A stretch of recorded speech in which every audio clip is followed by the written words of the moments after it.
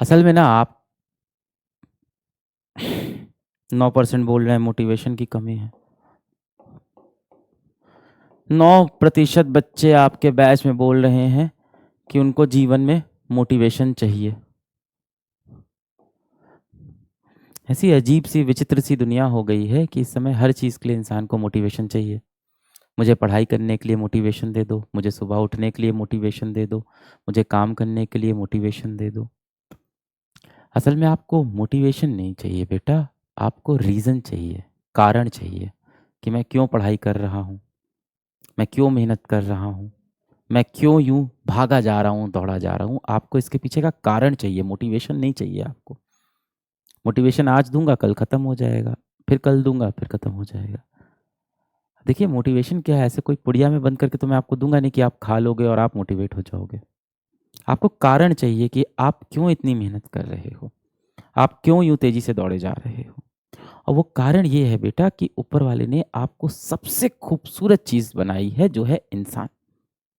आपको इंसान बनने का मौका मिला है, मनुष्य बन के आप पैदा हुए हो।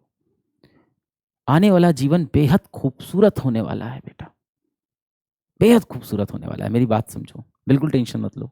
आप ही से बोल रहा हूँ, तुम ही से बोल रहा हूँ, टेंशन मत लो आप। हो जाएगा सिलेक्शन, डेफ़िनेटली हो जाएगा, डेफ़िनेटली हो जाएगा। तुम्हारे लिए ही वो सीट रखी हुई है। सवाल सिर्फ़ इतना है, क्या तुम उस सीट के काबिल हो? अगर तुम उस सीट के काबिल हो तो वहाँ तक तुम पहुँच जाओगे। नहीं भी मिली वो सीट तो परेशान मत होना, ये जीवन बहुत खूबसूरत है। ये जीवन ऊपर वाले का आपके लिए एक तोहफ़ा है। भगवान ने आपको ये जीवन तोहफ़े के रूप में दिया है। ये तोहफ़ा हाथ खोले, बाहें पसारे आपका इंतज़ार कर रहा है। पर आप भी अजीब ज़िद्दी हो, एक हाथ भी ऊपर नहीं उठाते हो। तो आपको हाथ अपनी तरफ से ऊपर उठाना पड़ेगा। किस लिए पढ़ूँ sir?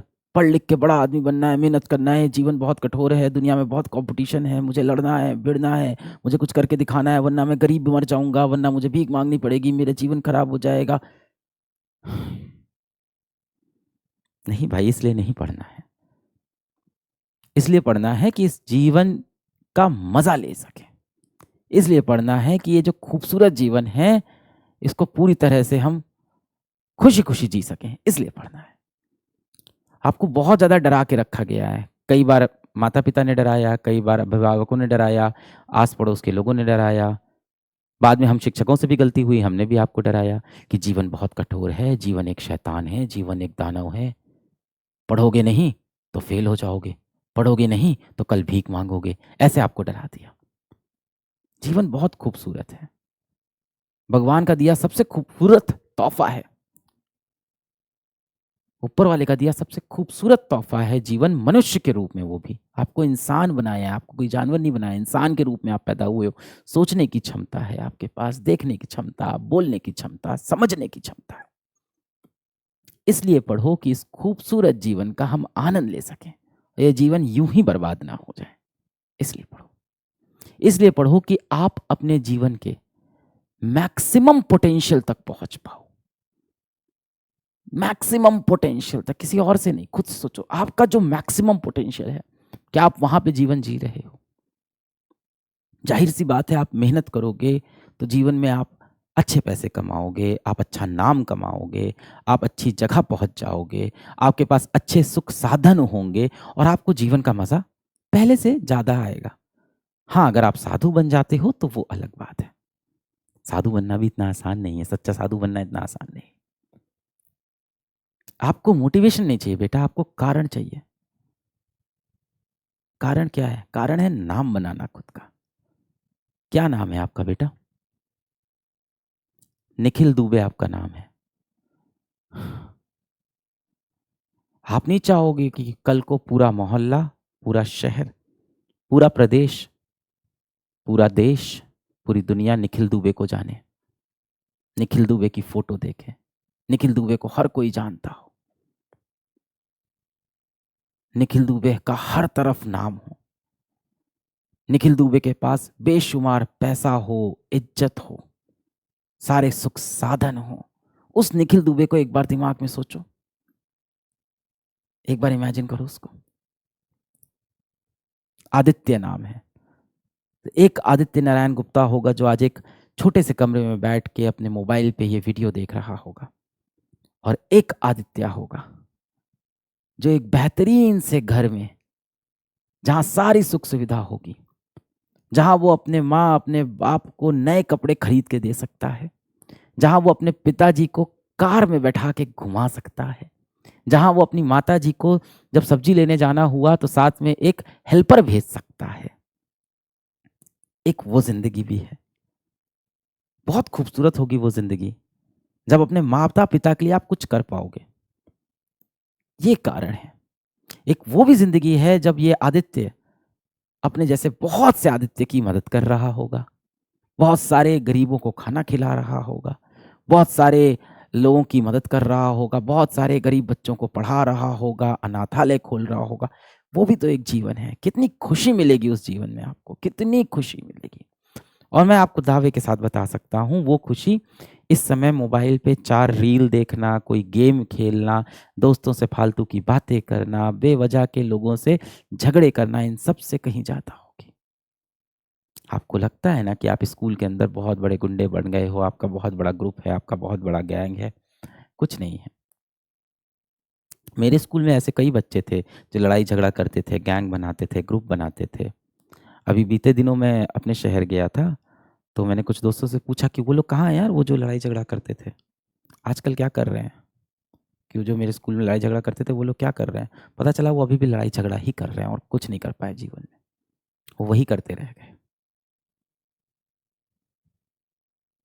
She left me, I am feeling depressed. देखो यार, अगर कोई व्यक्ति आपके साथ नहीं रहना चाहता है, तो आप उसको जाने दो।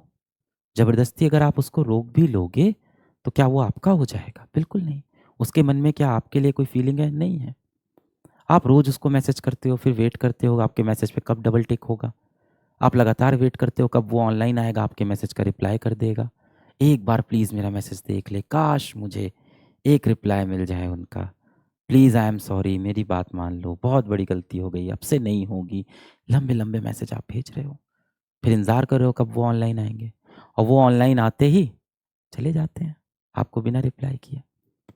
ऑनलाइन आके 10 मिनट रुके हुए हैं, आप लगातार प्लीज़, प्लीज़ रिप्लाई कॉल किए जा रहे हो, वो आपका फ़ोन भी काट रहे हैं। बार-बार कॉल कर रहे हो, बार-बार काट रहे हैं। फिर ब्लॉक हो गए आप। आपने अपनी इज़्ज़त किसी ऐसे इंसान के हाथ में दे दी है, जो आपकी कदर नहीं करता है। क्या इतने बुरे हो तुम? क्या इतनी बेइज़्ज़ती सहनी चाहिए तुम्हें जीवन में? अगर कोई व्यक्ति आपको इस तरह से इग्नोर कर रहा है, आपसे बात नहीं करना चाहता, तो मत करो उससे बात। आप भी उसे इग्नोर कर दो, बंद कर दो उससे बात करना। क्यों मैसेज करते हो उसको? जी नहीं पाऊँगा सर उसके बिना, जीवन नहीं चलेगा मेरा उसके बिना। हुँ। सर अगर मैंने उसे इग्नोर किया तो फिर तो वो एकदम मुझे इग्नोर कर देगा। अच्छा ही है। अगर कोई आपके मैसेज का रिप्लाई नहीं करता, आपको समय नहीं देता, आपको इग्नोर करता है, आपसे ढंग से बात नहीं करता, अपनी ज़रूरत पड़ने पे आपका इस्तेमाल करता है, तो क्यों इस्तेमाल हो रहे हो आप?